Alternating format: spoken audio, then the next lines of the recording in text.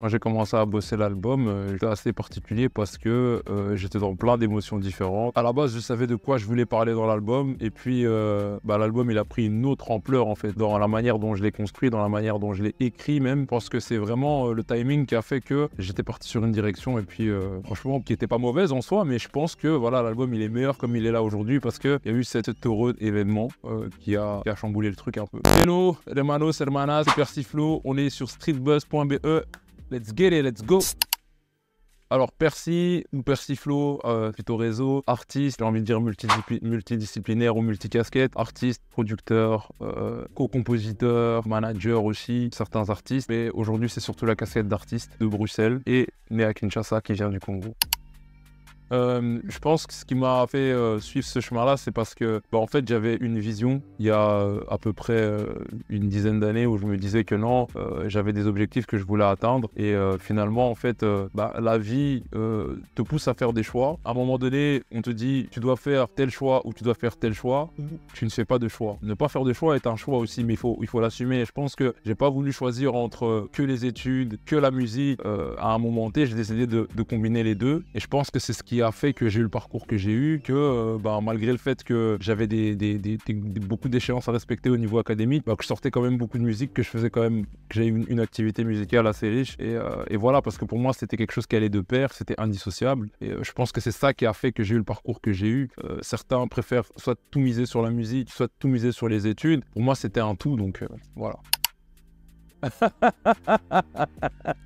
Non, je t'avoue que je les compte plus. Une fois, on m'a posé la question de combien de d'EP j'ai sorti et c'est vrai que j'ai bugué un peu parce que je compte. En fait, je pense que paradoxalement, même si on est vraiment dans l'ère des chiffres, je pense que la musique, tu la vis, tu vois. Je pense que la musique, c'est un truc que tu vis. Je pense pas que c'est un truc que tu calcules nécessairement dans tout. Et moi, en fait, les EP, je me dis pas, ah, il faut que je sorte autant d'EP par an ou autant de morceaux par an. Je suis pas dans ce schéma-là. C'est juste que si j'ai de la musique ou de la matière que je veux partager et que je trouve la forme, le support sur lequel je veux partager cette matière-là, j'y vais, quoi, tout simplement. Et souvent, j'ai pas mal de choses à partager pour quand même rester actif parce que voilà, j'aime bien être dans l'actualité et puis je suis pas un artiste non plus qui peut se permettre de disparaître 4 ans, même si là par exemple ça fait 1 an que j'ai pas sorti de projet, mais c'est pour un album.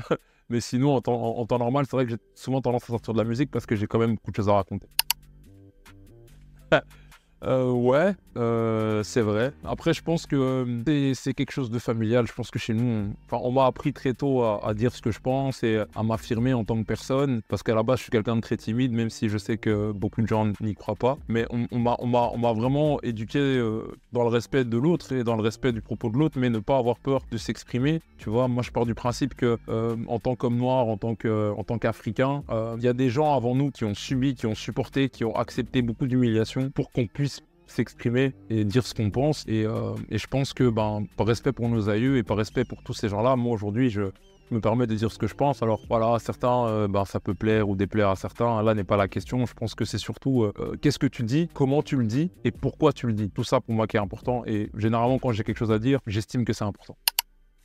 Résilience, c'est un projet de vie, comme on vient de se le dire, c'est un projet de vie. C'est au-delà d'un album, je pense vraiment que c'est un projet. Tu sais, il y a des artistes qui, quand ils sortent des albums, c'est pas juste l'album, c'est ce qu'il représente et l'impact qu'il peut avoir sur les gens. Et je pense que Résilience, il s'inscrit dans cette démarche-là. C'est que c'est pas juste une question de faire de la musique, parce que comme on vient de le dire, je sors pas mal de musique, je fais des EP et tout, mais là, je voulais vraiment créer une démarche artistique qui ait un sens au-delà de simplement la musique, qui soit, j'ai même envie de te dire, sociétal, tu vois, parce que c'est un album qui parle de manière indirecte et intrinsèquement de fils-père, de grand-père-fils, de petit-fils-grand-père. Et en fait, je pense que c'est quelque chose qui est important pour moi parce que moi, j'ai pas grandi avec mon père au quotidien. Et comme je te disais par rapport à l'anecdote du début de mon album, je pense que c'est quelque chose qui m'a frappé quand j'ai eu mon fils, parce que je me suis dit, mais en fait mon fils va pas grandir comme moi j'ai grandi, pour le meilleur et pour le pire, attention, mais il va pas grandir comme moi. Et du coup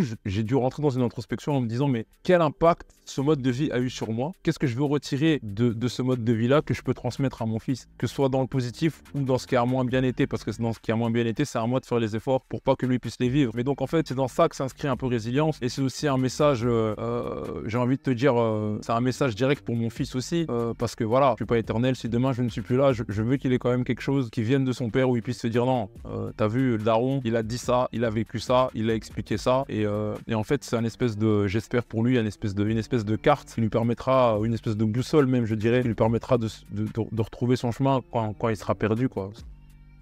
Alors il y a très peu de feats, il y en a très peu en vrai. Pourquoi? Parce que dans mon dernier gros projet Convalescence, j'avais fait un featuring avec Werason. Et en fait, les gros featuring, parfois, ils prennent quand même du temps à être bien faits. Moi, j'avais fait le choix de mettre le temps plus dans la création artistique pure et dure et dans la démarche que nécessairement dans le feat ou dans la recherche de collaboration externe. C'est vraiment un projet que j'ai fait en famille avec des gens très proches. On est parti dans des séminaires. On a vécu plein de choses, en fait. C'est vraiment un projet humain. Comme c'est quelque chose de très personnel, je voulais que ce soit fait avec les gens qui sont proches de moi. Et donc, du coup, de la prod au mix jusqu'au master, en fait, c'est des gens avec qui j'ai beaucoup bossé déjà de base, parce que c'est un projet que je voulais partager avec eux. C'est une très bonne question.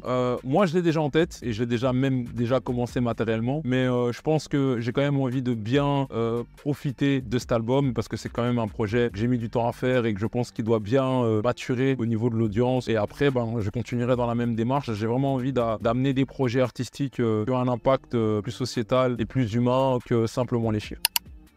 Alors l'album, il est disponible en physique, il y a le lien qui sera disponible pour que vous puissiez aller télécharger et éventuellement le commander pour le recevoir chez vous à la maison. Il est disponible aussi sur toutes les plateformes de streaming si vous voulez soutenir l'artiste. Merci encore à Street Buzz pour l'invitation, c'est un média dont on a besoin, c'est un média qui fait beaucoup de choses. Moi, c'est un média qui me suit depuis plus de 10 ans maintenant, mine de rien, ça passe très vite. Et merci encore à la personne qui gère le média et qui est derrière la caméra et qui fait tout pour cette culture. C'est exactement dans la même démarche que Résilience. La culture, c'est pas quelque chose de quantifiable, c'est quelque chose qui se vit et qui se transmet. Let's get it, let's go.